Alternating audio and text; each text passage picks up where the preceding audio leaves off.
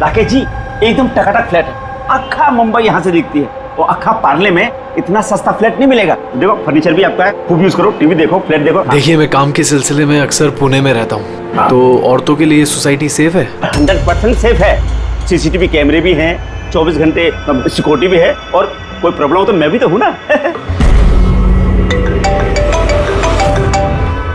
Hello hello Devyani, सुनो मैं यहाँ पार्ला में आया हूँ, मैंने एक बहुत अच्छा फ्लैट देखा है, तुम्हें भी बहुत पसंद आएगा। Thank you so much Rakesh, finally मुझे इस नर्क से मुक्ति मिलेगी। अच्छा सुनो ना, मुझे भी फ्लैट देखना था। हाँ ऑफ कोर्स देख सकती हो, एक काम करो फटाफट आ जाओ, ठीक है? अच्छा सुनो, वहाँ कबर्ड में मैंने एक फाइल रखी हुई है, उसमें डॉक्यूमेंट्स हैं एग्रीमेंट के लिए, वो भी लेती आना। अगर फ्लैट पसंद आया तो हम आज ही एग्रीमेंट कर लेंगे। ओके एक मिनट। राकेश कहाँ रखी है फाइल, मुझे मिल नहीं रही है। अरे यार मैंने यहाँ पे तुम्हारे लिए पूरा घर ढूंढ दिया और तुम एक फाइल नहीं ढूंढ सकती हो? हाँ तो नहीं दिख रही ना। कहाँ देख रही हो देवयानी? राइट वाले कबर्ड में सेकंड वाले ड्रॉर के अंदर देखो। मिल गई। ओके ये जो अग्रीमेंट वाली फाइल है वो वाली ना? मिल गई? चलो ठीक है, मैं बस अभी लेकर निकलती हूँ। ठीक है तो ले आओ। हेलो देवयानी,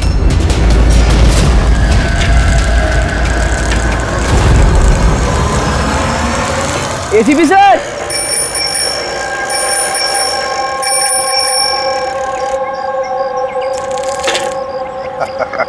जिमी कैसे हो बेटा? Morning sir. Good morning Jimmy, आज कैसे आना हुआ तुम्हारा? कैसे हो तुम? मैं बहुत बढ़िया हूँ सर, एकदम आपकी तरह। मेरे तरह? सर अगर आपकी तरह रहूंगा भी तो बड़ा होकर आपके जैसे सीआईडी ऑफिसर बन पाऊंगा। अरे वाह, मेरे जैसे बनना है? सीआईडी में एसीपी बनोगे? उसके लिए बहुत पढ़ाई करनी चाहिए, एग्जाम की तैयारी अच्छी होनी चाहिए, है ना? कैसी चल रही है तुम्हारी एग्जाम की तैयारी? एकदम बढ़िया चल रही है, और एग्जाम में तो सर बहुत इजी क्वेश्चंस आते हैं। वेरी गुड, बैठो बैठो। सर मेरी स्क्रैप बुक है, मैंने इसमें क्राइम मिस्ट्री सॉल्व की है सर। माय स्क्रैप बुक, इसमें क्राइम मिस्ट्री है? जी सर, आप इसे देख के मुझे गाइड कीजिए ना सर। सर मैंने इसमें इन्फॉर्मेशन बहुत अलग अलग जगह से कलेक्ट की है, और इसमें सब मतलब मैंने सेव किया, सब स्टैम्प किया यहाँ पे, और ताकि सब मेरे को एक साथ एक जगह पे देख सके। और सर ये वाला पेज ना, ये वाले पेज में सब बताया गया कि कहाँ हुआ है, कैसे हुआ है, कब हुआ है। और सर इसके नेक्स्ट वाला जो पेज है ना, उसमें एकदम सर फाइनल डिटेल्स है। अच्छा, पर कुछ चीजें सर मिसिंग है जो मेरे को समझ नहीं आ रहा वो कैसे हुई है।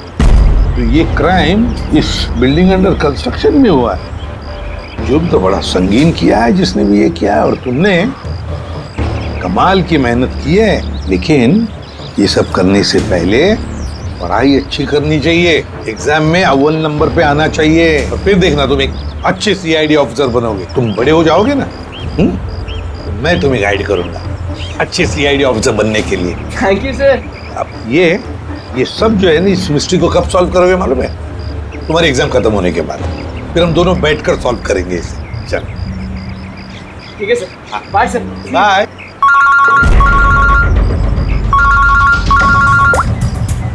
आदया कहाँ पर? अच्छा तो ठीक है, तुम सब लोग वहां पहुंचो। हाँ, और रिपोर्ट लेकर ब्यूरो में मिलना मुझे। या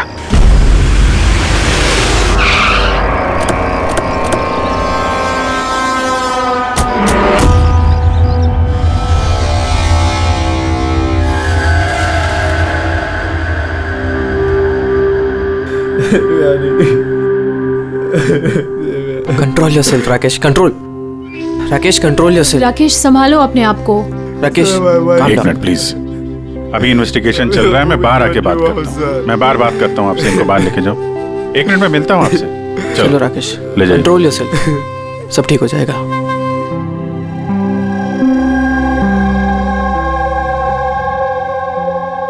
राकेश बोल रहा था जब इस पे हमला हुआ तो ये घर पे अकेली थी। बहुत ज्यादा खून बहा है।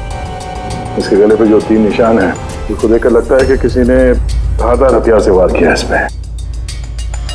सर लेकिन ये निशान तो चाकू के नहीं लग रहे। निशान तो कुछ और है, गले की नस कट जाने की वजह से इतना सारा खून बहा है। पर इन निशानों को देखकर ऐसा लगता है कि किसी ने हमला काफी करीब से किया है। यार अगर हमला करीब से किया है तो खूनी के पैरों के निशान क्यों नहीं? चारों तरफ इतना सारा खून है तो बिना अपने पैरों के निशान छोड़े यहां से बाहर गया कैसे? हाँ, ये तो सोचने वाली बात है कि खूनी आया कैसे है। राकेश ने बताया कि जब दिव्यानी का खून हुआ तब वो इससे फोन पे बात कर रहा था और ये एक फाइल ढूंढ रही थी। अचानक चीखने की आवाज आई, उसकी मौत हो गई। मेरी समझ में बात नहीं आ रही कि इतने बड़े कमरे में वो खूनी आया कैसे जो देवयानी को दिखाई नहीं। ये समझ में नहीं आया कुछ। बिल्कुल, अगर खूनी देवयानी को दिखता या उसके बारे में पता चलता तो वो रिएक्ट करती। फोन पे बात कर रही थी राकेश से, राकेश को पता चल जाता, और ऐसा कुछ हुआ नहीं। सर, हमने पूरा घर छान मारा, कहीं पे भी मर्डर वेपन नहीं मिला। ये कैसा खून है? न खूनी के आने का कोई सुराग है, न जाने का कोई निशान। खून भी ऐसे वेपन से हुआ है जिसके बारे में कुछ पता ही नहीं चल रहा है।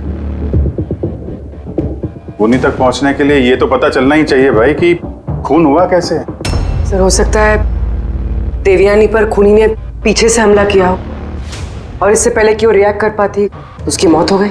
अभिजीत एक काम करते हैं, इस क्राइम सीन को फिर से रिक्रिएट करके देखते हैं, शायद पता चल जाए कि खूनी कहां से आया होगा।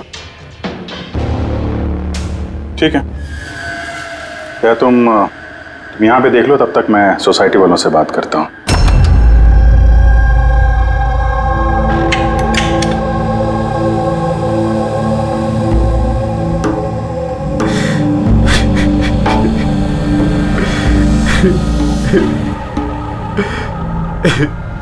जिसने भी मेरी बीवी को मारा, प्लीज उसको मत छोड़िएगा। संभालिए अपने आप को, खूनी हमसे बच नहीं पाएगा। ये सामने वाला फ्लैट किसका है? सर, ये मेरा फ्लैट है। आप सर, मैं अभिषेक और ये मेरी वाइफ पिया। Hi sir. लोग यहीं पड़ोस में इस फ्लैट में रहते हैं। 9:30 बजे जब ये खून हुआ तब आप लोग कहाँ थे? सर, हम यहीं कॉरिडोर में ही थे। हम बस घर की तरफ जा रहे थे और जोर से चीख सुनाई दी। हाँ सर, जोर से। तो तब हम यहीं पे रुक गए। आप यहीं पे थे कॉरिडोर में? हाँ जी सर। तो उस वक्त किसी को फ्लैट से आते जाते देखा? नहीं सर, हमने तो किसी को भी नहीं देखा। नो।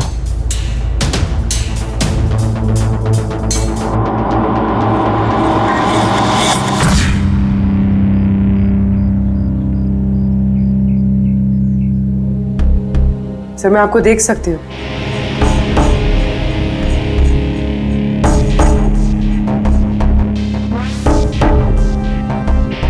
सर, मैं आपको भी देख सकती हूँ।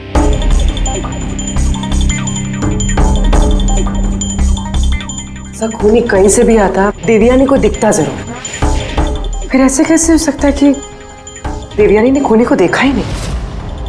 यही तो समझ में नहीं आ रहा पूर्वी, ये खूनी देवयानी को दिखा कैसे नहीं। अंदर आके आसानी से मार के चला गया वो, और यहाँ हाथापाई के कोई निशान भी नहीं है। खूनी ना दाएं से आया, ना बाएं से, और ना ही पीछे से। तो कहीं ऐसा तो नहीं कि खूनी सामने से आया? सामने तो कैबिनेट है, यहाँ से तो उसे जरूर दिखता। दिखता तो तब जब वो दिखाई देता। कहीं वो इसमें तो जगह ही नहीं है सर। इसमें भी नहीं है। सर, देवयानी का खून हुआ है, मतलब खूनी अंदर तो जरूर आया है।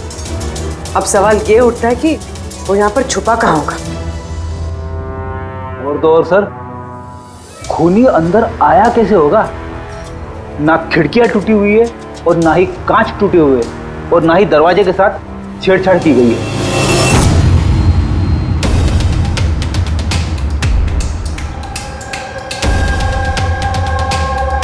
साहब, उस समय मैं ड्यूटी पर ही था। ये कब हुआ मुझे भी नहीं पता चला। किसी पे शक है तुमको? जी नहीं सर। सर, उसके साथ तो एक न एक दिन ये होना ही था। क्या? ऐसा क्यों बोल रहे हैं आप? एक नंबर की कैरेक्टरलेस औरत थी सर। उसके घर में पता नहीं कितने मर्दों का आना जाना लगा रहता था। राकेश, ये फ्लैट की चाबी किस किस के पास होती है? सर एक चाबी तो ईशान जी के पास है जो सोसाइटी के चेयरमैन है, और एक चाबी सिमरन के पास है जो देवयानी की बचपन की दोस्त है और उसने हमारा घर रेनोवेट भी किया था। बिना बताए सिर्फ एक वही है जो घर में आ सकती है। जरा सिमरन को बुला। मैं सोसाइटी का चेयरमैन ईशान हूँ और ये मेरी वाइफ भूमि है। सर, इस औरत की वजह से पूरी सोसाइटी परेशान थी। सर, बदचलने की सारी हदें पार करती थी सर। न जाने कितने आशिक थे इसके। मुझे तो लगता है सर, इसी के किसी आशिक ने इसकी हत्या की होगी। एक मिनट। हमें पता चला कि वो शादीशुदा और घरेलू महिला थी। सर शादीशुदा थी पर अपने पति राकेश के साथ नहीं रहती थी। एक्सक्यूज मी, आप प्लीज मेरी गाड़ी पार्क कर देंगे? Yeah sure.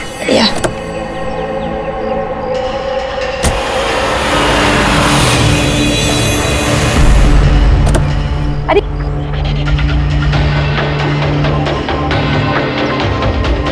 Thank you so much. What's your name? Abhinav. कहाँ रहते हैं आप? बस इसी बिल्डिंग में। Thank you so much.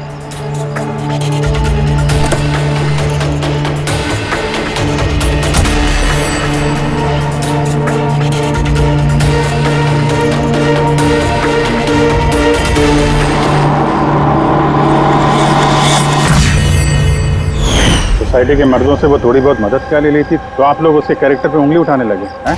अगर ऐसी बात नहीं होती तो हम उंगली क्यों उठाते सर? सर, देवयानी को 2 टके के लोग मिलने आया करते थे और जब ये बात पता चलती थी तो वो अपनी बात से पलट जाती थी और उल्टा लोगों पे हैरेसमेंट का इल्जाम लगाती थी।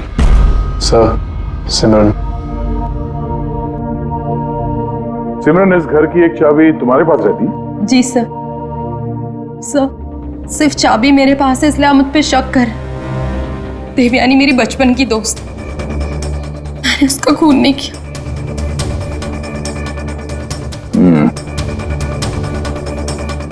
राकेश, इस हादसे के बारे में देवयानी के घर वालों को इन्फॉर्म किया है ना? मैंने उसकी छोटी बहन को फोन किया था सर, वो आ रही होगी। आपको पता है इसने 10 आदमियों को लव कार्ड्स दिए हैं। Love card? वो तो मुझे भी नहीं पता था। जब मेरे हस्बैंड को दिया तब मुझे पता लगा। आपको भी? आप सबसे पूछ सकते हैं सर। क्यों? वो कार्ड हम देख सकते हैं?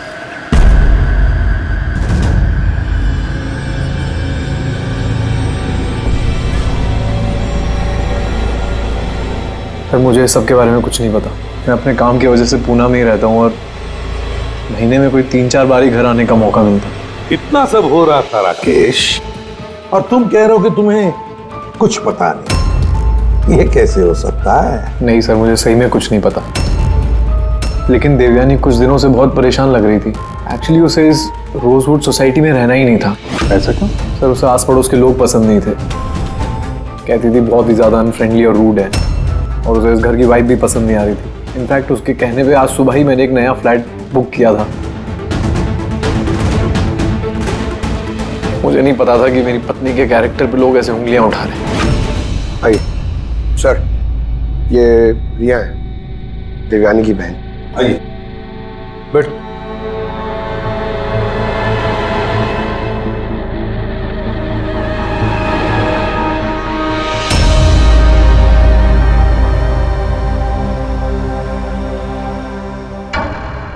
सर, मैं आपसे एक बात कहना चाहती हूँ। जिस तरह की लोग बेहुदी बातें कर रहे हैं ना मेरी बहन के बारे में, वो ऐसी नहीं थी सर। मुझे पता है ये किसने किया है। किसने किया ये?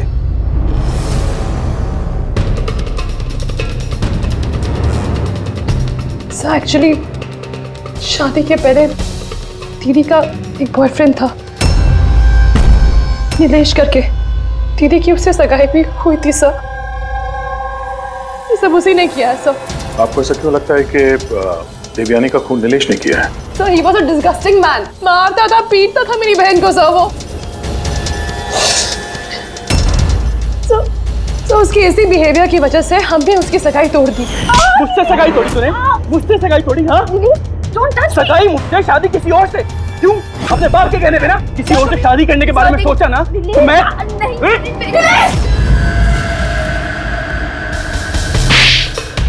How dare you? तुम्हारी हिम्मत कैसे हुई मेरी बहन पे हाथ उठाने की? हाँ, मेरी बहन तुमसे शादी नहीं करेगी। इतनी सी बात तुम्हारे भेजे में उतरती नहीं है क्या? हाँ, जान ले लूंगा मैं तेरी, जान से मार डालूंगा अगर मेरे सिवा किसी और से शादी करने के बारे में सोचा भी तो। कुछ टाइम बाद वो दीदी के पास वाली बिल्डिंग में शिफ्ट हुआ था सर। उस दिन के बाद दीदी को रोज थ्रेटनिंग कॉल्स, मैसेजेस रोज आते थे सर। यहाँ तक कि कुछ लोग दीदी के घर तक आते थे। सब मैं कह रही हूँ सर, ये सब नीलेश का किया धरा है सर। और वो सोसाइटी का चेयरमैन ईशान सर, वो मेरी बहन को बदनाम करने का कोई मौका नहीं छोड़ता है। तो ईशान ऐसा क्यों करेगा?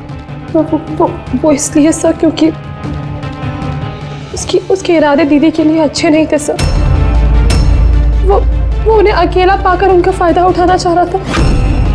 और जब वो ऐसा नहीं कर पाया सर, तो उसने दीदी को बदनाम करना शुरू कर दी। नीलेश और ईशान, नीलेश उसकी मंगनी टूट गई थी इसलिए बदला लेना चाहता था, और ईशान के मेल ईगो को ठेस लगी, इसीलिए वो देवयानी को बदनाम करने लगा। राकेश, ईशान और नीलेश के बारे में तुम कुछ जानते हो? मुझे कभी किसी ने कुछ नहीं बताया, लेकिन एक रविवार के रोज को मैं घर पे ही था और रात को कोई 11 बजे थे तो घर की घंटी बजी, और जब मैं दरवाजा खोला तो सामने एक आदमी खड़ा था। वो मुझे देखते ही भाग गया वहां से। मैंने उसे रोकने की कोशिश की पर तब तक वो निकल चुका था। ठीक है, तुम लोग जा सकते हो, अगर जरूरत पड़े तो तुम्हें बुला लेंगे।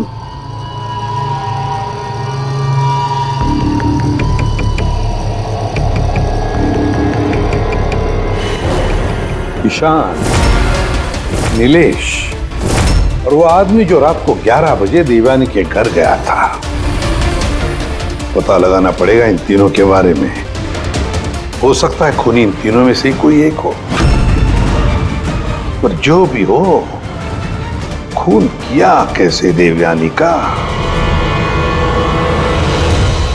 बॉस, देवयानी पर किसी नुकीली, बहुत तेज धार वाली चीज से हमला किया गया।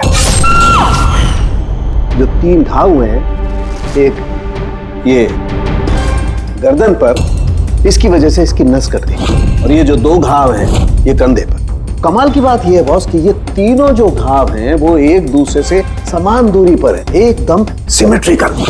और दूसरी एक सरप्राइजिंग बात कि इन तीनों घाव की गहराई बिल्कुल सेम है, 3 इंच। उन्हीं ने शायद एक ही हथियार का इस्तेमाल किया होगा वार करने में, और फोर्स भी अगर एक ही हो तो घाव की गहराई भी एक हो गई, 3 इंच। हो सकता है, ऐसा हो सकता है, लेकिन यहाँ इस केस में गौर करने वाली बात यह है कि देवयानी के जो घाव हैं इसमें कोई एंगल नहीं, वो हमले बिल्कुल सीधे हुए हैं ऊपर से। क्यों सीधा? जब हमला हुआ देवयानी खड़ी थी, और इसकी हील के साथ साथ इसकी हाइट होगी लगभग 5 फीट 7 इंच, और इसके इस तरीके से घाव होने के लिए खूनी की हाइट कम से कम होनी चाहिए 6 फीट 2 इंच, तभी ऐसे घाव हो सकते हैं, वरना नहीं हो सकते। यार साहब, क्या अगर खूनी 6 फीट से ज्यादा है ऊंचा, तो इस कैबिनेट में कैसे चुप रह सकता है? ऐसे चुप कर उस पर वार ही नहीं कर सकता। अगर वो पीछे से भी आया देवयानी के, तो देवयानी को पता भी चल जाता है और वो अपने आप को बचाने की कोशिश भी करती। तब बात यह है कि हमला किया कैसे? और सर, अगर कोई भी आदमी खिड़की या दरवाजे से अंदर घुसता या बाहर निकलता तो कोई ना कोई तो उसे देख लेता, ऐसा भी नहीं हुआ।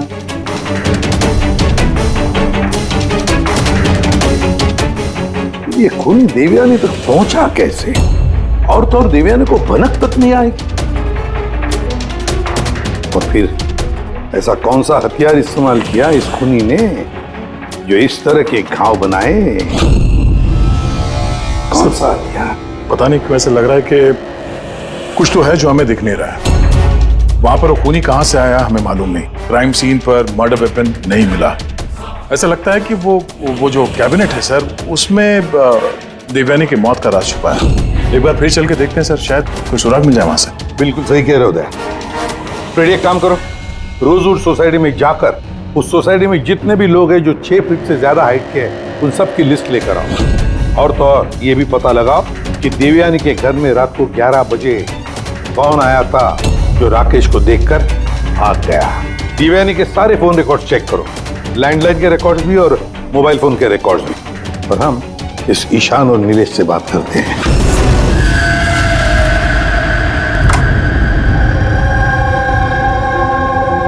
डॉक्टर सालों के थियरी के मुताबिक खूनी की लंबाई 6 फीट से ज्यादा है।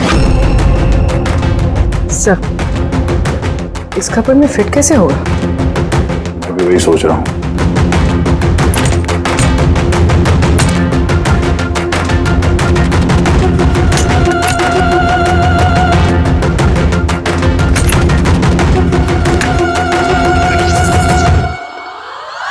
सर, ये शेल्फ निकालने से तो बहुत सारी जगह हो गया, और आपके ऐसा लंबा चौड़ा आदमी फिट हो गया इस पे?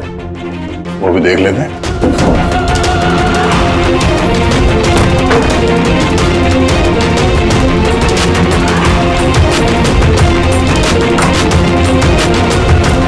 जब ये शेल्फ निकाल के मेरे जैसा आदमी इसके अंदर फिट हो सकता है, तो शायद खूनी भी फिट हो गया होगा। लेकिन सर, उस केस में भी चांसेस तो यही है कि देवयानी हमला करने वाले को देख लेती और शोर मचाती। क्या देख रहे थे? कैबिनेट के अंदर कोई मैकेनिज्म तो नहीं है इसके जरिए देवयानी का खून हुआ, लेकिन ऐसा कोई दिख तो नहीं रहा। खूनी ने कोई सुराग नहीं छोड़ा। मर्डर वेपन का कुछ पता नहीं चल रहा है। देवयानी का खून कैसे हुआ ये भी अभी तक पता नहीं। तो देवयानी का खून हुआ कैसे होगा?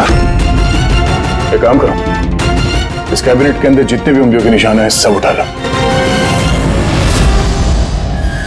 हो सकता है देवयानी ने अपने खूनी को देखा होगा, पर बेचारी बची नहीं हमें बताने के लिए।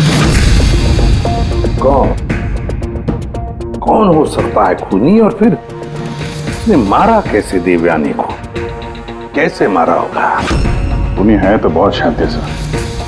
हाँ, शातिर तो है, पर कब तक छिपेगा हमसे? कब तक? सर, ये 4 लोग हैं सोसाइटी में जिनकी हाइट 6 फीट और उससे ज्यादा भी है। अभिषेक, ईशान, वॉचमैन, भूमि। सर, ये हाई हील पहनती। हील पहनने के बाद इसकी हाइट 6 फीट हो जाती। ये अभिजीत कौन हो सकता है इनमें से जिसने देवयानी का खून किया? उस कैबिनेट में कौन छुप कर बैठा होगा? कौन हो सकता है? दीदी का एक बॉयफ्रेंड था, नीलेश करके। बहुत बड़ा गुंडा है तू। हाँ, पिछले हफ्ते अपने एक पड़ोसी को इतना मारा, मरते मरते बच गया वो, और देवयानी को तो मार ही दिया जान से। काश मार देता, पर अफसोस वो तो खुद ही मर गई। हाँ, मानता हूँ मेरी लड़ाई होती थी, पर इस बात पे कोई सगाई तोड़ता है क्या? सिर्फ इसीलिए उससे बदला लेना चाहता था। बहुत देख रही है तुझमें। हाँ, 2 मिनट, सिर्फ 2 मिनट में तेरी सारी एंट्री निकाल दूंगा, समझा? फिर सपने में भी किसी पे हाथ उठाने की नहीं सोचेगा तू। सर, मैंने रोजवुड सोसाइटी का फुटेज अच्छी तरह से चेक किया है। उसमें नीलेश सोसाइटी के बाहर यहाँ से वहाँ घूमते हुए नजर आ रहा है। अच्छा,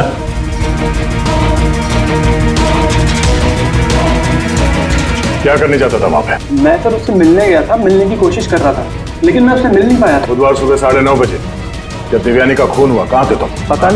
पता नहीं सर, मैं थोड़ा रात में थोड़ा ज्यादा हो गया था, तो मुझे कुछ याद नहीं आ रहा। याद करने की कोशिश कर, दिमाग पे जोर डाल, याददाश्त वापस ले आ, नहीं तो तेरा वो हाल करूंगा कि तू खुद अपनी शक्ल पहचान नहीं पाएगा, समझा? रेडी? चल। ईशान, तुम देवयानी को सर्टिफिकेट दे रहे थे, कैरेक्टर सर्टिफिकेट। हाँ, खुद के बारे में क्या ख्याल है तुम्हारा?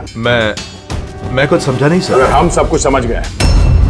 देवयानी के साथ तुम्हारी दाल नहीं गली तो तुमने उसे बदनाम कर दिया पूरे सोसाइटी में। अब सब कुछ सच सच बताओ ना, तेरी मैं। सर वो सब मर्दों के साथ घुलती मिलती रहती थी, तो मैंने उससे नजदीकियां बढ़ाने की कोशिश करी, लेकिन मुझे उसने नकार दिया। तब मैंने सोचा कि मैं उससे बदला लूंगा। तो बदला लेने के चक्कर में उसे जान से मार दिया? नहीं सर, मैंने उसे नहीं मारा, मैंने तो सिर्फ उसे धमकाया था डराने के लिए। तुम्हारे पास उसके फ्लैट की चाबी भी तो थी, है? मतलब तुम्हारे पास मकसद भी था और जरिया भी। लेकिन सर, जब उसकी मौत हुई तो मैं तो सोसाइटी का वाटर पाइप ठीक करा रहा था। आप चाहें तो किसी से भी पूछ सकते हैं। वो तो हम पता कर ही लेंगे।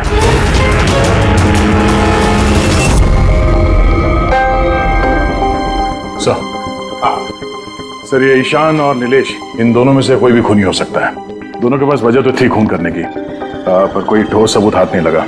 थोड़ी इंक्वायरी और करनी होगी। जो भी है, बड़ा चालाक समझता है अपने आप को। वो जो देवयानी के घर रात को 11 बजे कोई आया था, कौन था वो, कुछ पता चला?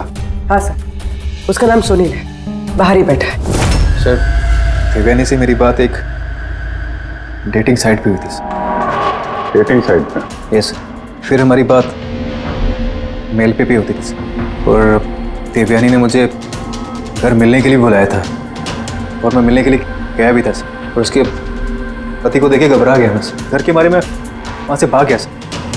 पूर्वी, देवयानी की डेटिंग साइट ट्रैक करो और उसकी ईमेल भी चेक करो। देखे तो सही ये कितना सच बोल रहा है।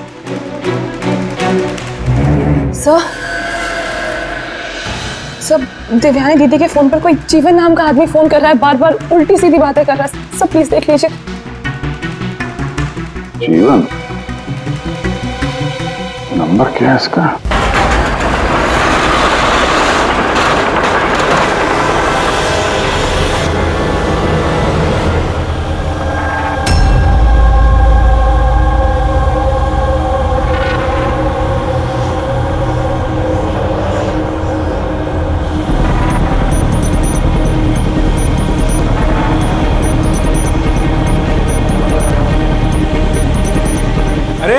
ठीक से काम करना। अरे बोला ना, इतनी जल्दी काम नहीं होगा। हम लोग तुम लोग क्या चाहे बिल्डर के आदमी हो या कोई भी, मैंने बता दिया ना, काम होने में अभी टाइम है। टाइम तो अब तेरा खत्म होने वाला, समझा? पहले ये बता, देवयानी को कैसे जानता था तू? देवयानी? हाँ। कौन देवयानी? हर दूसरे दिन 10-10 बार फोन करता था उसे। कौन देवयानी? सर, कौन है आप लोग? हम वही हैं जिससे मुजरिम कांपते हैं, CID। सर, मैंने कुछ भी नहीं किया। मैं सच बता रहा हूँ सर, मैंने कुछ भी नहीं किया। कुछ नहीं किया? देवयानी का खून कर दिया बोलता कुछ नहीं किया? सर, मैंने कसम से उसका खून नहीं किया, कुछ भी नहीं किया मैंने। खून नहीं किया तो 10-10 बार फोन क्यों करता था? सर, एक्चुअली मुझे देवयानी का नाम और नंबर मिला तो मैंने सोचा थोड़ा परेशान करता हूँ, बस इतना ही, और कुछ भी नहीं सर। किसने दिया ये नंबर? मैं सत्यम कॉम्प्लेक्स किसी काम से गया था, तो वॉशरूम गया तो वहाँ की दीवार पे उसका नाम और नंबर लिखा था, तो मैंने उसे कॉल किया सर, तो वो मुझे डांटने लगी। मैं समझ गया वो बहुत ही शरीफ औरत है। सर, मैंने उसका खून नहीं किया। मैं सच बता रहा हूँ, मैं कसम खा के कह रहा हूँ, मैंने उसका खून नहीं किया। पंकज, जरा चेक करना सत्यम कॉम्प्लेक्स।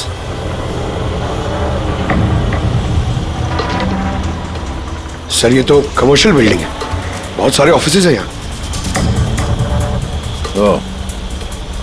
जरूर वहां रोजवुड सोसाइटी में कोई है जो सत्यम कॉम्प्लेक्स में काम करता है, जिसे देवयानी से कुछ ज्यादा ही नफरत है।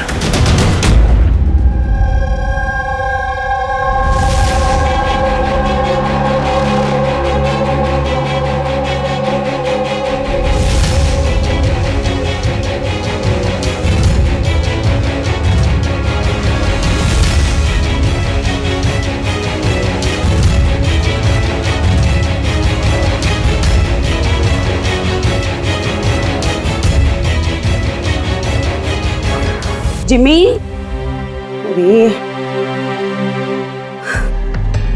अरे जिमी बेटा, वापस तुम क्या करने लगे? एग्जाम सर पे है ना? देवयानी की मर्डर मिस्ट्री सॉल्व कर रहा हूँ मम्मी। अरे पहले मैथ्स का क्वेश्चन पेपर तो सॉल्व कर ले। कुछ बोल रही हूँ मम्मी, पहला पेपर फिजिक्स का है और ये मर्डर कुछ फिजिक्स के लॉजिक से ही हुआ है।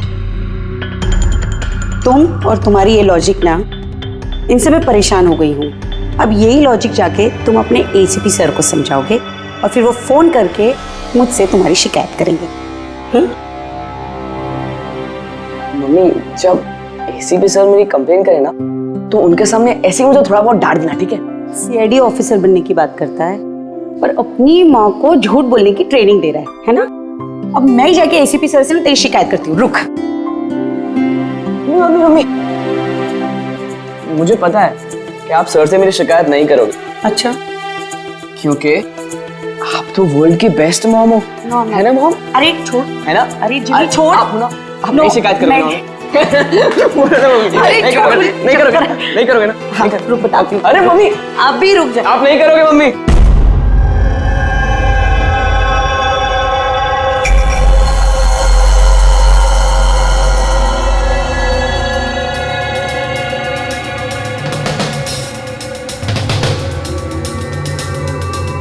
सर है तो कोई रोजवुड सोसाइटी का ही जिसका कनेक्शन इस सत्यम कॉम्प्लेक्स से है।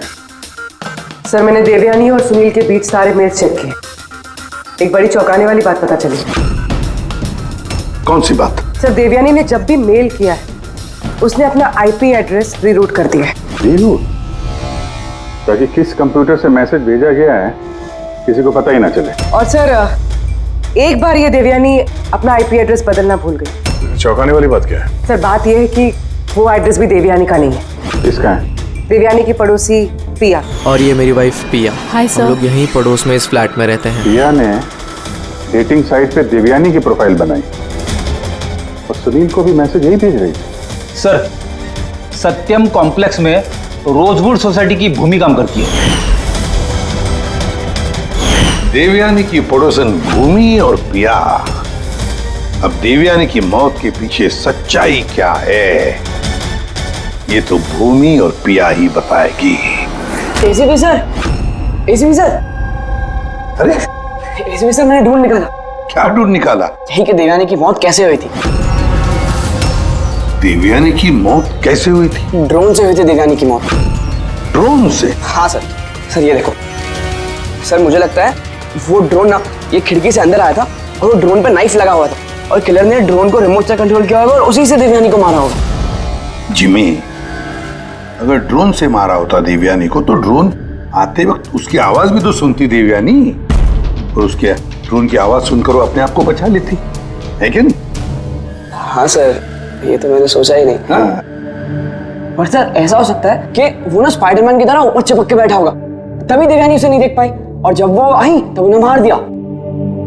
जिमी, तुम पढ़ाई कम और सुपर हीरोज की फिल्में ज्यादा देख रहे हो। तुम्हें पता है ना, स्कूल में पढ़ा है ना कि जो भी चीज ऊपर जाती है वो नीचे आती ही है, आना ही पड़ता है। क्यों बताओ? ग्रेविटी की वजह से, गुरुत्वाकर्षण की वजह से। चलो जाओ पढ़ाई करो, एग्जाम की तैयारी करो। हाँ, हम लोग निकलते हैं अभी काम पे। Bye bye. मैं वापस आऊंगा। वापस आऊंगा।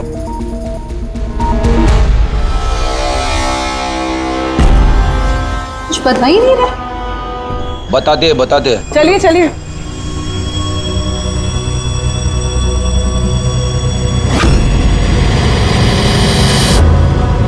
सर हम लोगों को यहाँ क्यों बुलाया गया है? बहुत शौक था ना तुम्हें डेटिंग साइट पे दूसरों का प्रोफाइल बनाने का? हाँ? सर मैं कुछ समझी नहीं। शर्म आनी चाहिए तुम लोगों को। एक औरत होकर दूसरी औरत के साथ इस तरीके का सलूक किया तुम लोगों ने। तुमने देवयानी का डेटिंग साइट पे नकली प्रोफाइल बनाया, लोगों को नकली मेल किए ताकि वो बदनाम हो जाए। सर आप लोगों को जरूर कोई गलतफहमी हुई है। सबूत है हमारे पास। तुमने अपना आईपी एड्रेस चेंज नहीं किया था पिया। पर मुझे क्यों बुलाया है यहाँ? आपको? आपने तो देवयानी का नाम और नंबर टॉयलेट तक में लिखवा दिया था। नहीं सर, भला मैं ऐसा क्यों करूंगी? अच्छा, वो स्वीपर को बुलाएं जिसे पैसे दिए थे तुमने ये सब काम करने के लिए? हा? सर अब तो साफ है, इन दोनों ने मिलकर ही देवयानी को मरवाया है। हाँ अभिजीत, इन पर कार्रवाई करना शुरू कर देते हैं। नहीं सर, प्लीज आप मेरा यकीन कीजिए, हम लोगों ने उसे नहीं मरवाया है। सर हम लोगों ने मिलकर उसे बदनाम करने की कोशिश जरूर की थी, लेकिन हमने उसे मारा नहीं है। हाँ सर, हम चाहते थे कि वो यहाँ पर नहीं रहे, इसलिए हमने ये सब कुछ किया। पर जब वो जा रही थी तो फिर हम लोग उसे क्यों मरवाएंगे? पर तुम दोनों चाहते क्यों थे कि वो इस सोसाइटी में ना रहे? हा? सर देखिए, ऐसा है कि देवयानी अक्सर घर पे अकेले रहा करती थी और सोसाइटी के सारे मर्द उसकी खूबसूरती की तारीफ करते थे, तो हम थोड़ा इनसिक्योर हो गए थे कि कहीं हमारे हस्बैंड्स भी बहक ना जाए। विश्वास नहीं हो रहा है कि एक औरत होकर भी तुम लोग एक औरत के साथ इस तरीके का सलूक कर सकती हो। अब बाकी की सफाई हवालात में जाके करना। ले जाओ इन लोगों को पूर्वी। चलिए चलिए आप लोग, चलिए चलिए चलो।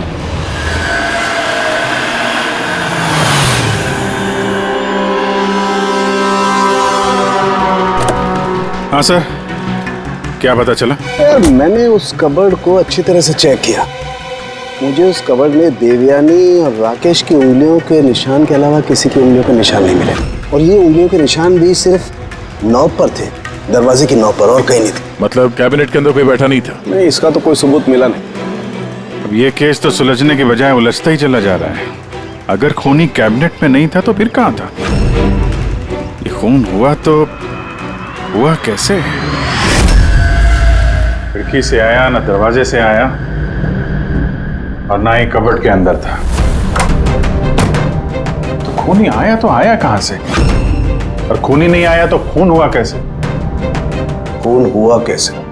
देखो, मैंने तुम लोगों को बताया था ना, देवयानी के कंधे पर जो 3 घाव थे वो एकदम 90 डिग्री के एंगल से थे। मतलब अगर वार किया गया है तो ऊंचाई से किया गया है, ऊपर से।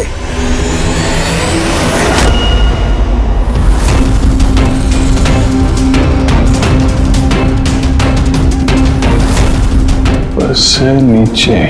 बेड़ी, जरा झूमर की लाइट ऑन करो। अरे 3 बल्ब तो जल नहीं रहे, फ्यूज उड़ गया क्या इनका? फ्यूज तो नहीं उड़ा होगा, ये झूमर नया है, अभी भी लगा है। देवयानी के कंधे पे घाव के 3 निशान, झूमर के 3 बल्ब ऑफ। बेटी, जरा ये झूमर उतारो। देवयानी की मौत का राज शायद इसी में छुपा हुआ है।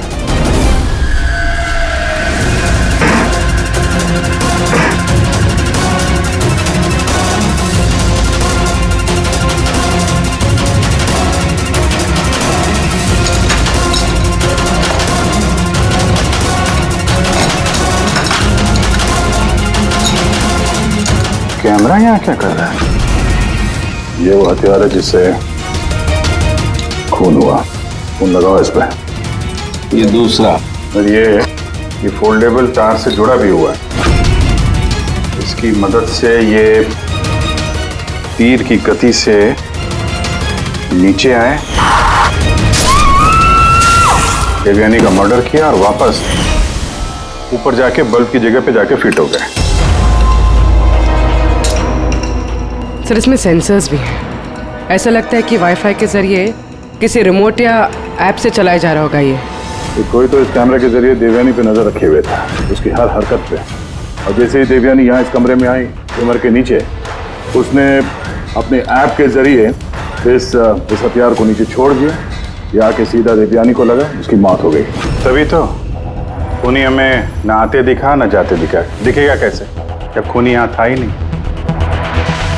अच्छी टेक्नोलॉजी का इस्तेमाल किया खूनी ने। लेकिन ऐसा कर कौन सकता है?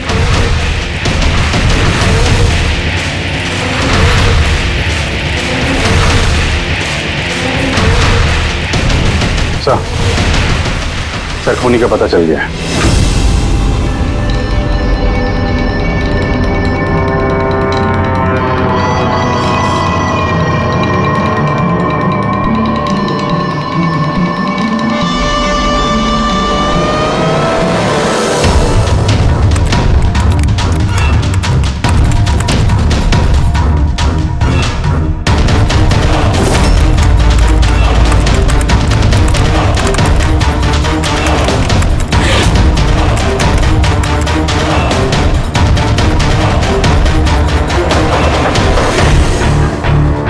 लैपटॉप कैसे ऑन है?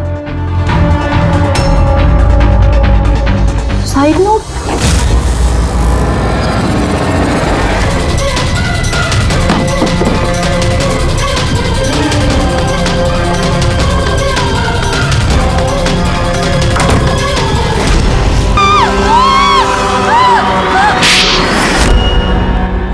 हाँ, मैडम को फ्लैट पसंद तो आया ना?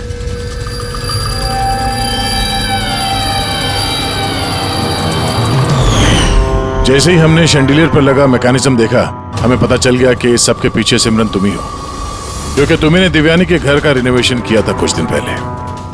मैंने जो कुछ भी किया इस राकेश के कहने पे किया, लेकिन ये इतना घटिया निकला कि इसने मुझे जान से मारने की कोशिश की ताकि इसका रास्ता साफ हो जाए।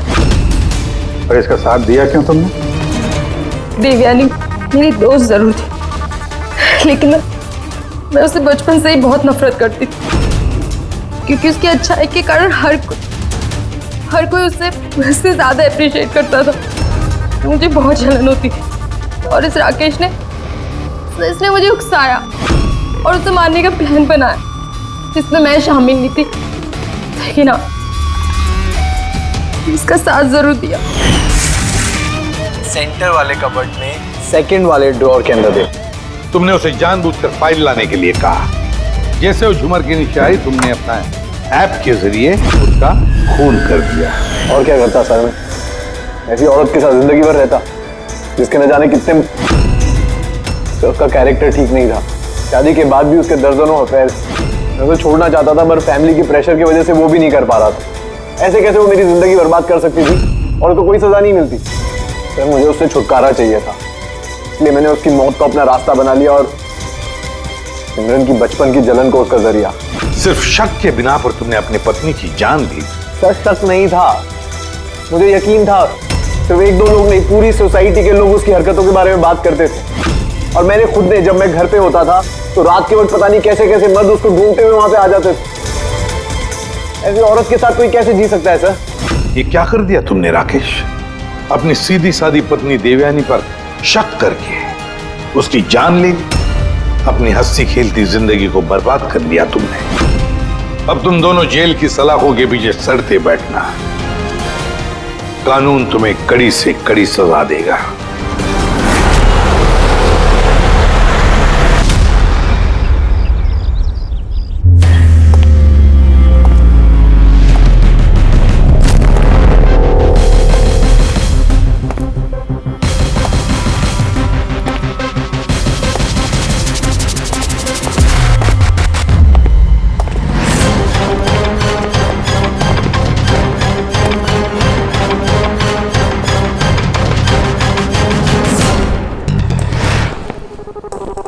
खोलो। किस लिए बुलाया आपने हमें? No but sir, come in please.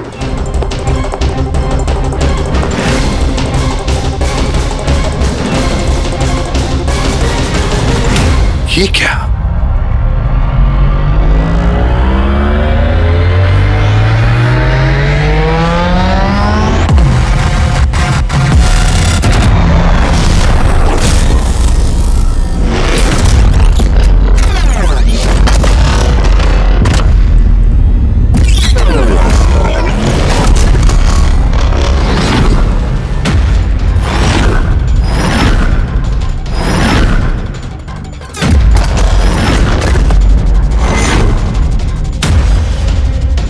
ये तो पूरा इतिहास लिखा हुआ है सर आपका।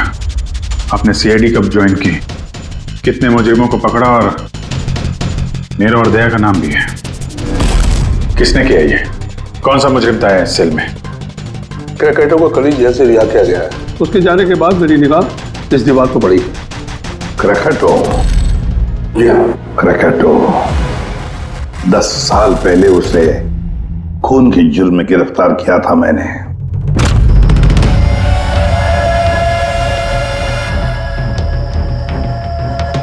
इतने सालों से वो इस सेल में था, आपने पहले नोटिस नहीं किया ये सब? इस सेल की साफ सफाई रोज होती थी, उसके पहले उसने कभी भी लिखने की कोशिश नहीं की थी।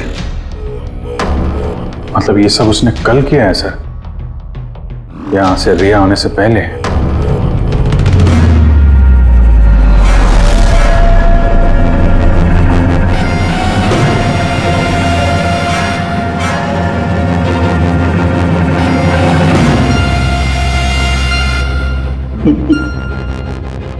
इससे भी प्रत्युम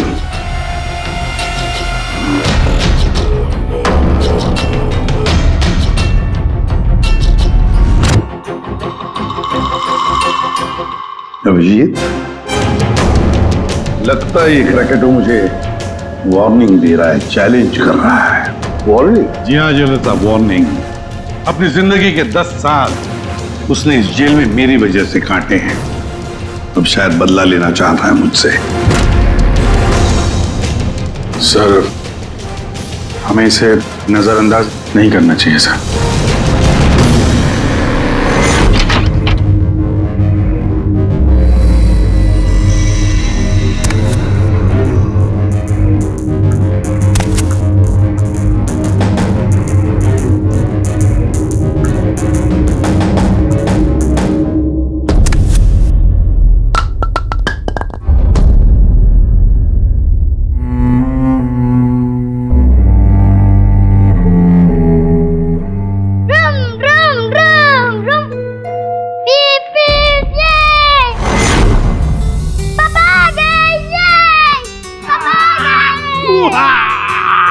मेरा मन्नू। आया। शाबाश रे मेरा बेटा। क्या धमाल चौकड़ी, आज दिन भर मस्ती की? नहीं पापा, आपने बोला था ना अगर मैं मस्ती नहीं करूंगा तो आप मेरे लिए कुछ लाएंगे। अरे पापा तो भूल ही गए कुछ लाना। नहीं पापा, आप नहीं भूल सकते। मुझे पता है आप मेरे लिए क्या लाए हो। क्या लाए बता। चॉकलेट। अरे वाह, चॉकलेट। मुन्ना, ये चॉकलेट अंदर रख दो, वरना तुम्हारा इसी से पेट भर जाएगा और तुम खाना नहीं खाओगे। अरे नहीं मम्मी, मैं खाना खा लूंगा। बेटा चॉकलेट अंदर रख के आओ, जाओ, तुम अच्छे बच्चे हो ना। डैडी मम्मी को बोलो ना। बेटा तुम्हारे पापा भी मम्मी से बहुत घबराते हैं। तुम शाम को खा लो चॉकलेट। ठीक है। ओके। हाँ। ये चॉकलेट। ये। मन्नू की अम्मी क्या बनाया स्पेशल आज हमारे लिए? आज तुम्हारे मनपसंद की भिंडी की सब्जी बनाई है। हाय, इसको कहते हैं नंबर 1 बीवी। आजा मेरी जान। मुझे यकीन नहीं होता ये सच है या सपना। तुमने सारे बुरे काम छोड़कर एक अच्छे इंसान बन गए हो। अच्छा इंसान तो मुझे बनना ही था, अपने बेटे की कसम जो खाई थी। झूठी कसम खाई है इसने। आपके पति को गिरफ्तार करने आए हम लोग। सर ये भी सुधर गए हैं, अच्छे इंसान बन गए, मेरा वाक्य विश्वास। आपकी गलतफहमी है कि ये सुधर गया है। ये कोई सुधरा नहीं है। 1 हफ्ते पहले इसने खून किया है।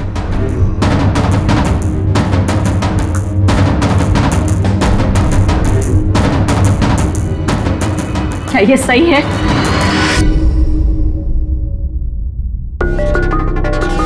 तुमने हमारी मुन्ना की झूठी कसम का। हाँ? नहीं लता, मैं अब तक मैं समझती थी कि तुम बुरे इंसान हो, आज तुमने साबित कर दिया कि तुम बुरे बाप हो। ऐसा मत बोलो लता, मैं जो भी कुछ करता हूं तुम दोनों के लिए करता हूं। मुझे समझने की कोशिश करो। आजा बेटा। आज भी मत लगाना ऐसे। आज के बाद हम लोग मर गए तुम्हारे लिए। अरे कब? एसपी सर लेके जाइए इन्हें। एक मिनट एसपी साहब, मुझे मेरे बच्चे से तो मिलने दीजिए। आजा बेटा। एक मिनट इंस्पेक्टर, मेरे बेटे से मिलने दे। इंस्पेक्टर साहब प्लीज प्लीज, मैं आपसे रिक्वेस्ट करता हूं प्लीज। बेटा बेटा चलो। एक मिनट बेटा।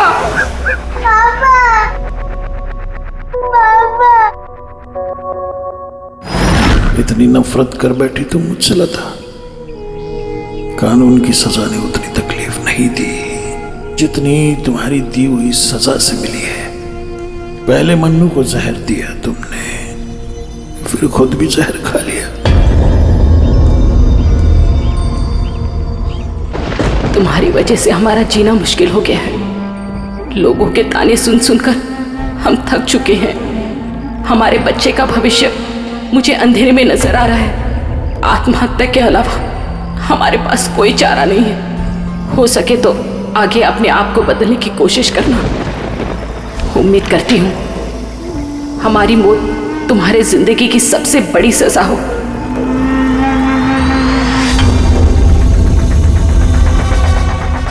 तुम्हारी जिंदगी में एसीपी ऐसा जहर खोलूंगा, खून के आंसू रोगे तुम। ये वचन है, वचन। अपनी बीवी बच्चों कसम खा के कहता हूं, एसीपी प्रद्युम्न तुझे नहीं छोड़ूंगा।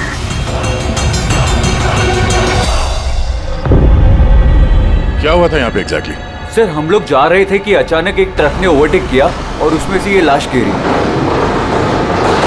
उस ट्रक का नंबर देखा आप लोगों ने? नहीं सर। कुछ तो देखा होगा, कुछ तो याद होगा उस ट्रक के बारे में। हाँ सर, सफेद रंग का ट्रक था और उस पे लाल रंग का पट्टा था।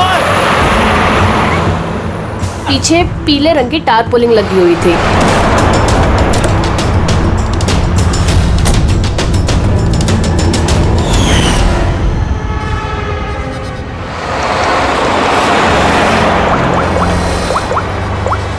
हेलो एक सफ़ेद रंग का ट्रक, उस पे लाल रंग का पट्टा और पीले रंग की टार्पोलिन 1 घंटे पहले यहाँ से मिट्टी केव्स रोड की तरफ गया है।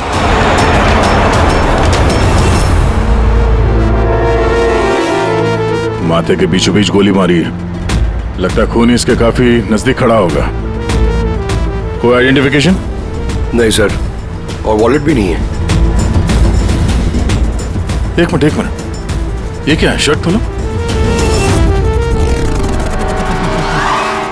ढूंढो मुझे। मेरे पास सिर्फ 2 दिन बचे हैं जीने के लिए। लेकिन ये लिखा क्यों है? हो सकता है किसी की जान खतरे में हो जो 2 दिन में मरने वाला है। अगर किसी की मदद की गुहार है तो फिर जिस किसी ने भी लिखा है उसने ये खून में क्यों लिखा? मुझे ऐसा लगता है कि ये लाश ट्रक से गलती से नहीं गिरी है, किसी ने जानबूझ के इसे फेंका है। मगर सर, लाश तो कोई सुनसान जगह पे फेंकेगा ना, इस तरह बीच सड़क पे क्यों? शायद वो चाहता था कि लाश हमें मिले और इस लाश के जरिए ये मैसेज हम तक पहुंचे। अब ये पता करना पड़ेगा जल्द से जल्द कि ये मैसेज किसके लिए भेजा गया था, वरना 2 दिन के अंदर अंदर एक और बेगुनाह की जान जा सकती है। यार तुम्हारी बातें सुनकर मुझे नहीं आना चाहिए था यहाँ पर। हम वक्त बर्बाद कर रहे हैं अभिजीत, चलो वापस। सर पता नहीं मुझे क्यों लग रहा है ऐसा कि इस धमकी को हल्के में नहीं लेना चाहिए सर। सर एक बार अंदर चल के देख लेते हैं। अगर कोई सबूत या सुराग नहीं मिला तो मैं दोबारा नहीं कहूंगा आपसे सर, लेकिन प्लीज अभी आ गए हैं तो। तुम ऐसे नहीं मारोगे, चलो।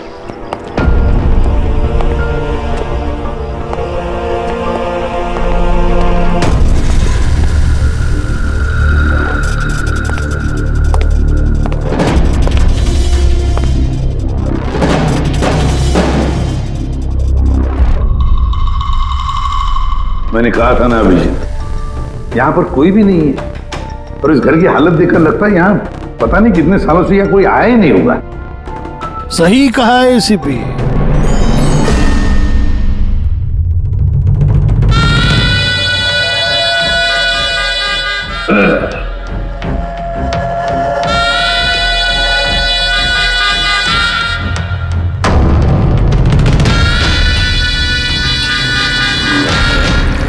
अब इस घर में कुछ भूतों के अलावा और कोई नहीं रहता। प्रकट हो। वाह क्या बात है। आपकी याददाश्त की तो दाद देनी पड़ेगी, मगर उससे ये भी सिद्ध होता है कि 10 साल जेल में मैं रहा, मगर 10 साल के बाद भी मैं आज भी वैसा ही दिखता हूं, उतना ही खूबसूरत। मैं आप लोगों के साथ वो करना चाहता हूं जिससे आपके रोंगटे खड़े हो जाएंगे।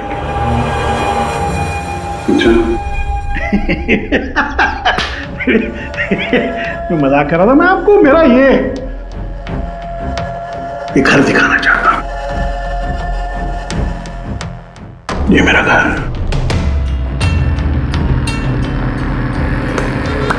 एक वक्त था अभिजीत साहब, एक समय था जब ये मेरा घर खुशहाली से भरा हुआ होता था। मेरा बच्चा ऐसे यहां से वहां भागता था, वहां से यहां भागता था। मेरी बीवी किचन से मुझे आवाज देती थी, खुशी ऐसी उछलती थी मेरे घर में।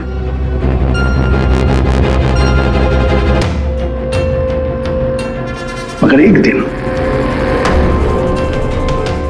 इस खुशहाल घरौंदे को रौंदने के लिए एक राक्षस आया और उस राक्षस का नाम था एसीपी प्रद्युम्न। उसने इस खुशहाल घर को रौंद डाला, खत्म कर दिया। मुझे 10 साल की सजा हो गई।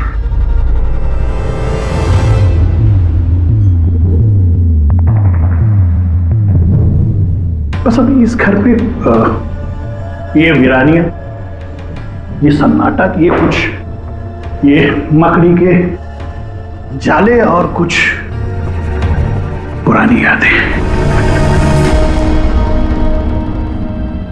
बताइए एसीपी साहब, और क्या हो सकता है? क्या चाहते हो? 10 साल के लिए मुझे जेल भेज दोगे या मेरी जान दे लोगे?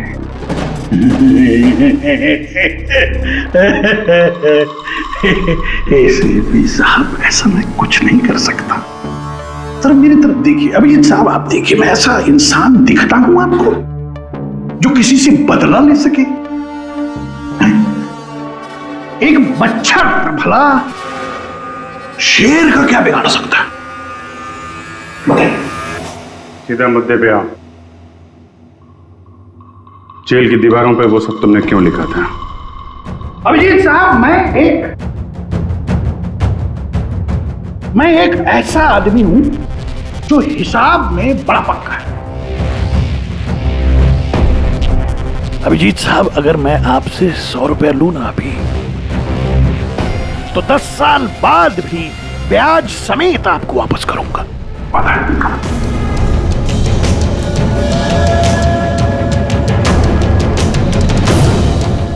मगर क्या है,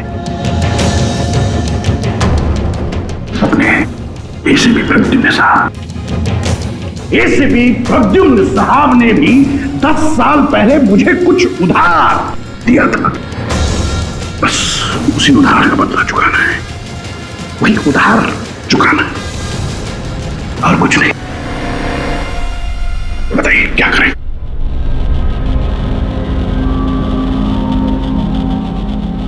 क्या करोगे? मेरी जान ले लोगे या कहीं कैद करके रखोगे मुझे? नहीं। एसीपी साहब, आप सब्र रखिए ना। सब्र का फल मीठा होता है, मीठा। ऐसा फल खिलाऊंगा कि उसका स्वाद, एसीपी साहब, ऐसा फल खिलाऊंगा कि उसका स्वाद आपको खुद मिल जाएगा।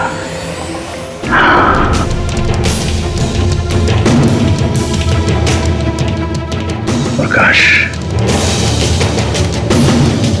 उस वक्त मैं आपका ये चेहरा देख पाऊं, बड़ा मजा आएगा। बस यही एक तमन्ना है। याद रखिए एसीपी साहब, आप खुद चल कर आएंगे मेरे साथ, घुटनों के पल चल कर आएंगे, भीख मांगेंगे दया की, यहां तक कि आप अपनी जान देने के लिए कुर्बान हो जाएंगे। एसीपी साहब, 10 साल का बदला 10 साल से।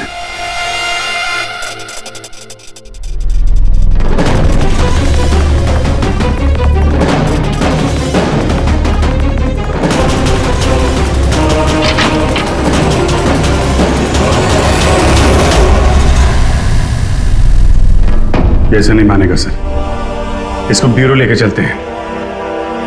नहीं अभिजीत, तुम जानते हो हम ऐसा नहीं कर सकते। उसने साफ शब्दों में कहा है कि वो मुझे कोई करने वाला है। अरे सर, इनडायरेक्टली तो वही बोल रहा था ना सर, वो तो चुनौती दे रहा है हमें सर। इसको ले चलते हैं। नहीं अभिजीत, हमारे पास कोई सबूत नहीं है। छोड़ो, चलो लेट्स गो। सबूत चाहिए तो सबूत ढूंढूंगा, पर आपको कुछ नहीं होने दूंगा सर। 10 साल का बदला 10 साल से लेगा वो? क्या मतलब है सर इस धमकी का? इसमें मतलब कुछ नहीं है। 10 साल की सजा भुगत कर आया है वो। फ्रस्ट्रेटेड है ये क्रैकाटो। ज्यादा सोचो मत उसके बारे में। नहीं सर, मुझे तो ये आदमी थोड़ा खतरनाक लग रहा है। पहले से कोई प्लानिंग कर रखी होगी सर, इसीलिए इतने कॉन्फिडेंटली वो धमकी दे रहा है आपको। तुम्हारी तरह वो अभिजीत भी सोचते बैठा है। जबरदस्ती का टेंशन ले रहे हो तुम लोग। है क्या वो? सर वो आईबी डिपार्टमेंट में कुछ पेपर सबमिट करने थे, वहीं गया है। बॉस, मिल गया। आखिर इस तारपोलिन पे से कुछ ना कुछ तो मिल ही गया। ये देखो सर, ये तो सॉडेस्ट है। मतलब दया, लगता है ये टारपोलिन किसी सॉ मिल में से या लकड़ी की फैक्ट्री में से या फिर फर्नीचर की दुकान से आया होगा। नहीं बॉस, इस बार तुम्हारा अंदाजा थोड़ा गलत है। एक्चुअली ये सॉडस्ट बर्फ की फैक्ट्री से है। बर्फ की फैक्ट्री से? हाँ, क्योंकि उस तारपोलिन पे मुझे सॉडस्ट के अलावा लिक्विड अमोनिया भी मिला है। और तुम तो जानते हो लिक्विड अमोनिया तो बर्फ की फैक्ट्री में इस्तेमाल होता है रेफ्रिजरेंट के तौर पर। बता सकते पूर्वी क्यों? हाँ सर, किसी भी तरह के लिक्विड को भाप में बदलने के लिए हीट एनर्जी की ज़रूरत होती है, और जब लिक्विड अमोनिया भाप में बदलता है तो वो काफ़ी मात्रा में हीट अब्सॉर्ब करता है, वो भी अपना टेम्परेचर बदले बिना। इसलिए वो एक अच्छा रेफ्रिजरेंट है। वाह भाई वाह, कमाल है तुम्हारा तो। तुम एक काम करो पूर्वी, फॉरेंसिक लैब में आ जाओ। नहीं सर, मैं यहीं ठीक हूँ। सर तो ये 100% आइस फैक्ट्री से है? 200% पंकज। सॉरी सर, लेकिन मैं अग्री नहीं करती। अच्छा? सर मेरी एनालिसिस ये कहती है कि ये टारपोलिन आइस फैक्ट्री से नहीं आया है। तुम्हें ऐसा क्या लगता है? सर ये बात मैं नहीं कह रही, ये बात ये पैटर्न कह रहा है। इस टारपोलिन पे यहाँ इस तरफ, यहाँ यहाँ और इधर, यहाँ पे थोड़ा डिसकलरेशन दिख रहा है। थोड़ा सा इन हिस्सों पर रंग उड़ गया है। वो इसलिए क्योंकि ये वाला हिस्सा डायरेक्ट सॉडस्ट और अमोनिया के कांटेक्ट में आया था, बल्कि पीछे की तरफ का हिस्सा नहीं आया था। बॉडी को टारपोलिन के उस तरफ के हिस्से से लपेटा गया था, और ये वाला हिस्सा ट्रक के डायरेक्ट कांटेक्ट में था, ट्रक के फर्श के कांटेक्ट में, जहां पर अमोनिया और सॉडस्ट था। तो इसका मतलब है जब ट्रक आइस फैक्ट्री से निकला तब उसके फ्लोर पर अंदर सॉडस्ट और अमोनिया था, टारपोलिन नहीं था। टारपोलिन बाद में रखा गया उसके ऊपर, और वो लाश उसी टारपोलिन में बंधी हुई थी जो ये पैटर्न मिला है। हाँ सर। दया, एक काम करो, शहर में जितनी भी आइस फैक्ट्रीज है ना, सब में जाकर के देखो वो सफेद ट्रक किस आइस फैक्ट्री से आया था। सर पिछले 10 सालों में क्रिकेटरों को मिलने कभी कोई नहीं आया, मगर पता नहीं पिछले 6 महीने से एक आदमी उससे डेली मिलने आता था। कौन है ये आदमी? नमित। पिछले बार 13 जुलाई को आया था। 13 जुलाई को ये मिलने आया और 15 जुलाई को क्रैकोटा रिलीज हुआ। ये इस नमित का कोई डिटेल वगैरह है आपके पास? जी हाँ, जो भी आदमी यहाँ पर आता है उसका आईडी कार्ड बनता है। ये रही उसकी फोटो। ये नमित था जो क्रैकोटा से मिलने जेल में आता था, और किसी ने उसका ही खून कर दिया। ये संयोग नहीं है, ये एसीपी सर के खिलाफ बहुत बड़ी साजिश है। सर शहर की सभी बड़ी आइस फैक्ट्रीज को कांटेक्ट किया है। इस आइस फैक्ट्री के मालिक का है वो ट्रक। नाम क्या है इसका? राणा। राणा।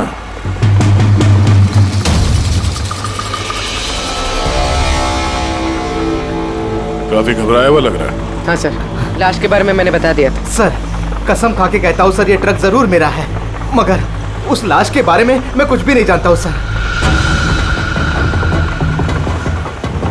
इस आदमी को पहचानते हो? नहीं सर, मैंने इसे पहले कभी नहीं देखा सर। तो फिर इसकी लाश तुम्हारे ट्रक में कैसे आई?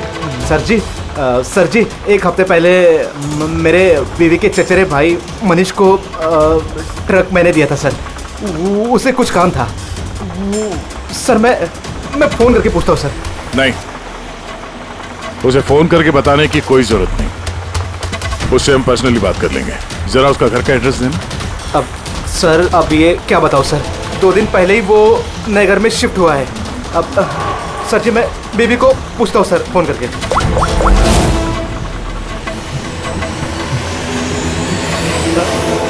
सॉरी सर, बीवी का फोन ही लग रहा है सर। कोई बात नहीं, जैसे उसका एड्रेस का पता चले तो हमें इन्फॉर्म कर देना। जी सर।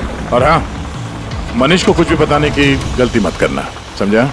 जी सर। इस खून के पीछे क्रैकोटा का ही हाथ है, और ये खून उसने इसलिए किया है ताकि वो आप तक संदेश पहुंचा सके। मैंने कहा था ना तुम लोगों को कि इस क्रैकोटा की केस भूल जाओ, फिर भी तुम जेल में जाकर के पूछताछ करके आए। सर पूछताछ की तभी तो पता चला कि ये लाश नमित की है, और इसके शरीर पे ये जो लिखा है, ढूंढो मुझे मेरे पास जीने के लिए 2 दिन बचे हैं, इसका सीधा संबंध जेल की उस दीवार से है जहां पे क्रैकोटा ने आपके बारे में ये सब लिख के रखा था। हाँ सर, शायद क्रैकोटा ये कहना चाहता है कि आपके पास सिर्फ 2 दिन बचे हैं जीने के लिए। सर हमें जल्द से जल्द इसे रोकना होगा। क्यों जिद कर रहे हो तुम दोनों? क्यों इस क्रैकेडो के केस के पीछे पड़े हो तुम लोग?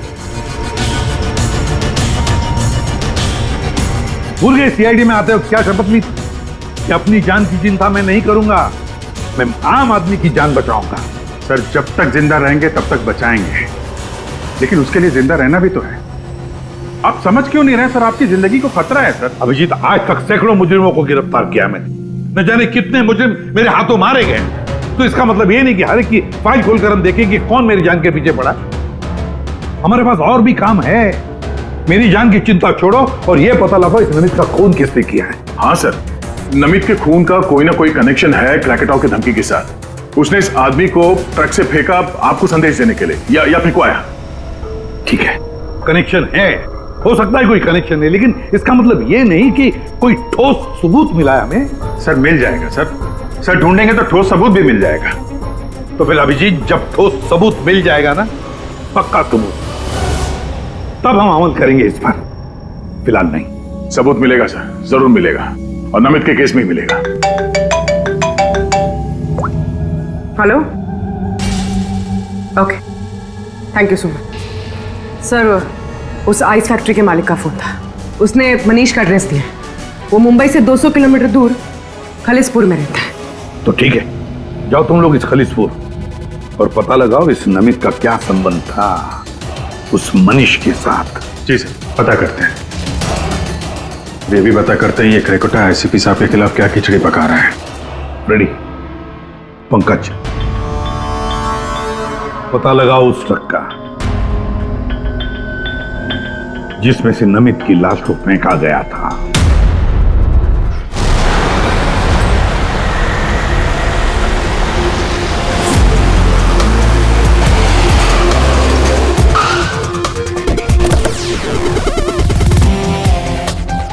सही है ये मनीष का घर। देखते हैं नमित के खून में इसका क्या हाथ है।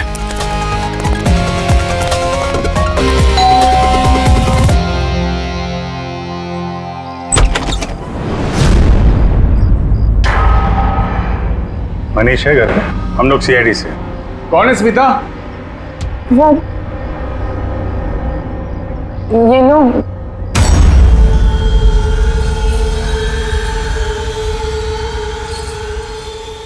बोलिए। हम लोग सीआईडी से हैं। राणा का ट्रक लिया था आपने पिछले हफ्ते। अच्छा, ओके, आइए अंदर आइए, बताता हूँ, आइए। माया, चंचल,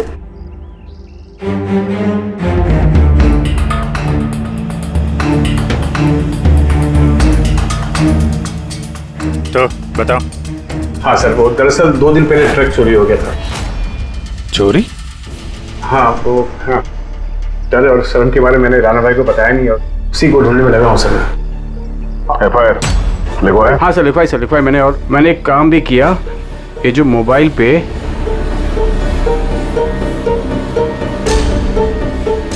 ये स्केच का पिक भी निकाल दिया। ये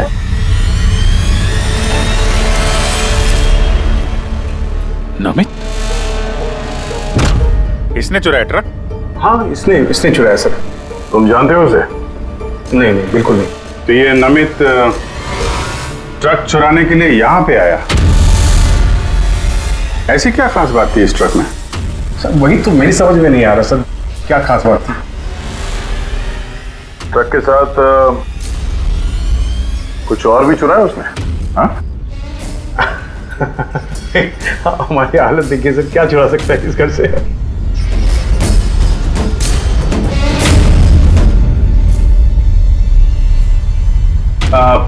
कौन कौन रहता है यहाँ पे?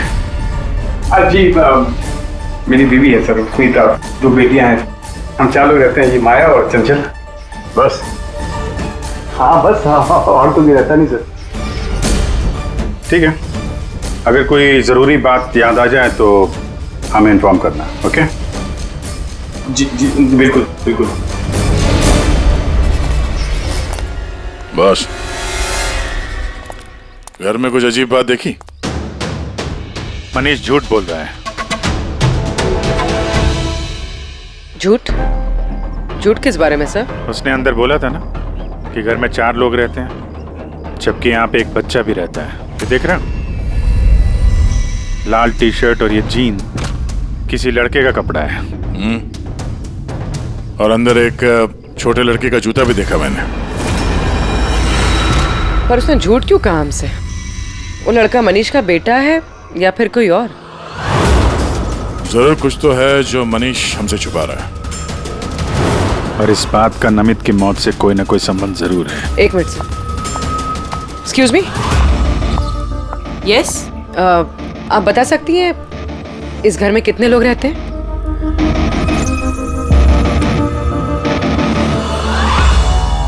सर, आपका अंदाजा सही निकला। इस घर में एक लड़का भी है, अर्जुन नाम है उसका। अर्जुन? वो दिखा क्यों नहीं? घर में कोई बच्चा तो नहीं था।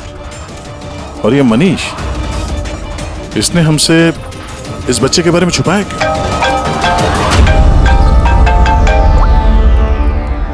आप रेडी? क्या ट्रक मिल गया? फैंटास्टिक।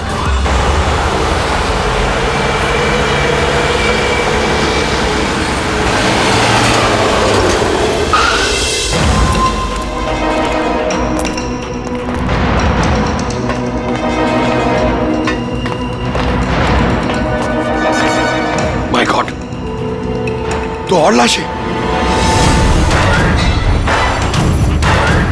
सर, हो सकता है कि एक ट्रक ड्राइवर और दूसरा क्लीनर, इन दोनों को भी ठीक वैसे ही मारा गया है जैसे नमित को मारा था, माथे पे गोली मार के। एक मिनट, ये देखो, नमित की तरह इनकी भी छाती पे मैसेज है। जल्दी करो, वक्त निकल रहा है।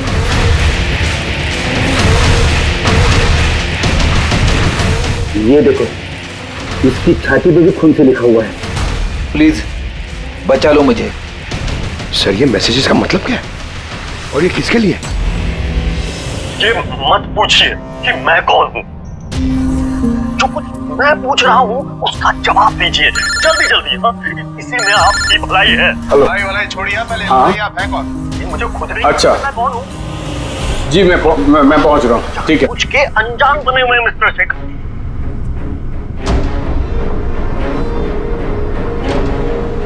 आप कहाँ जा रहे हैं?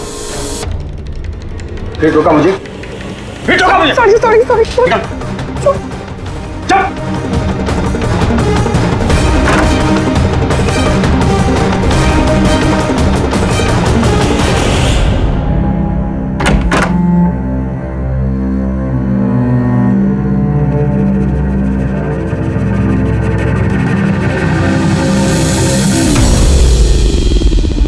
हाँ,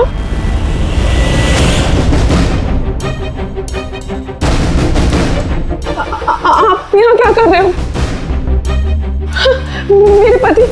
मेरे पति कभी भी आ जाएंगे। आप प्लीज यहाँ से चले जाओ प्लीज। देखो स्मिता, हम अर्जुन के बारे में सब जान गए। क्या छुपा रही? कुछ नहीं। क्या हुआ? कुछ नहीं। क्या हुआ? क्या है? दिखाओ मुझे।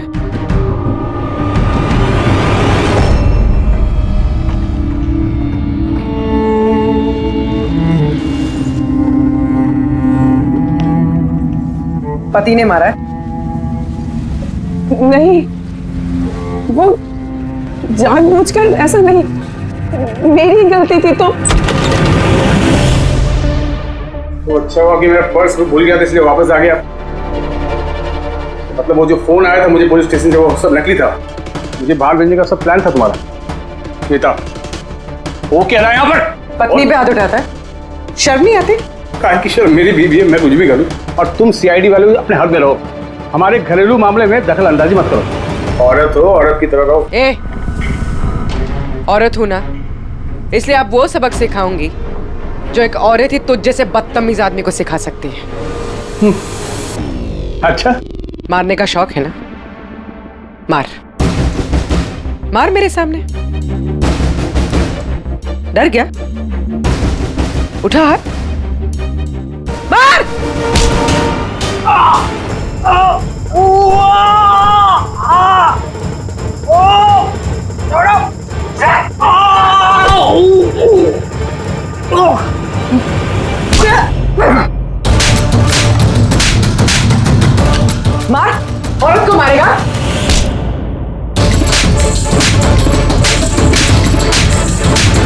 कुछ बचा है? हाँ? मार!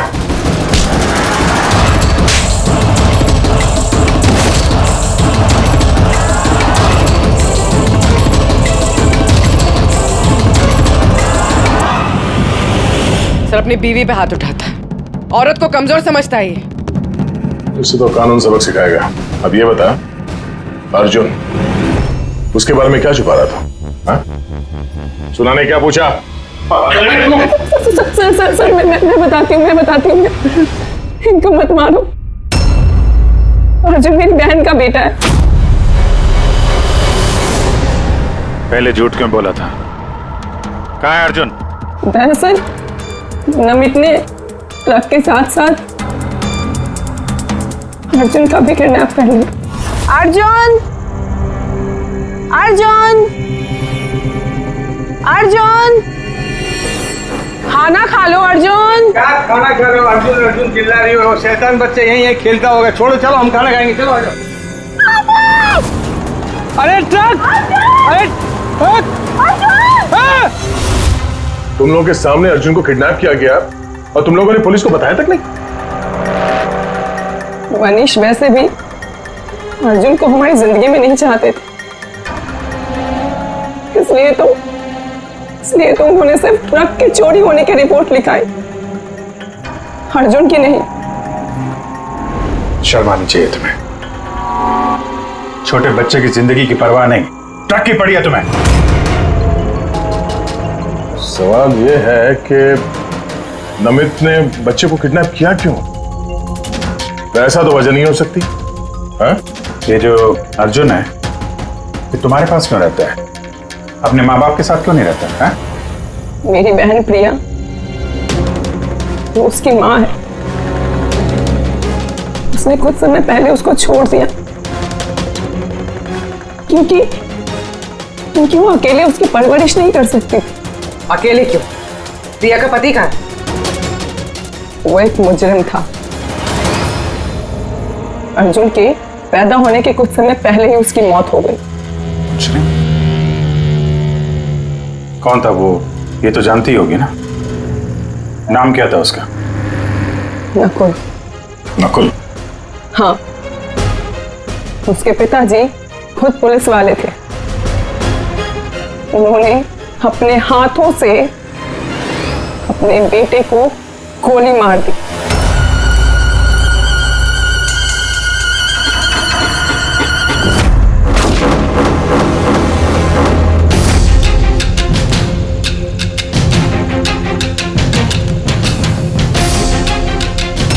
ये नकुल?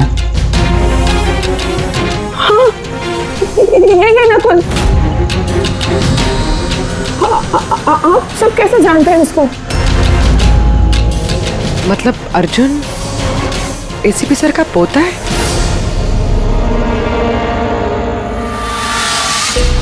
वो पोता जिसके होने की एसीपी साहब को कोई खबर ही नहीं है।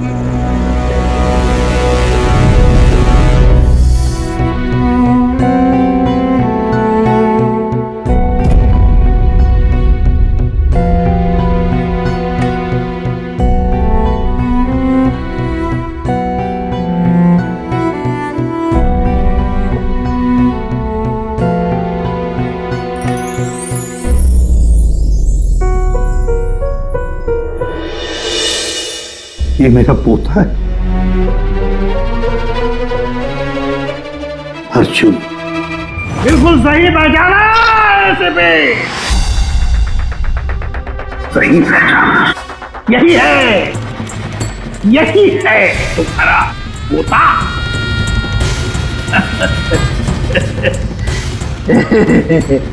मगर सिर्फ तुम उसकी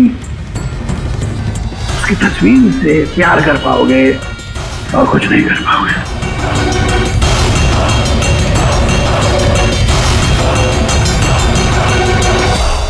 सिर्फ तेरे खानदान का आखिरी चिराग मैं बुझाऊंगा, मैं बुझाऊंगा।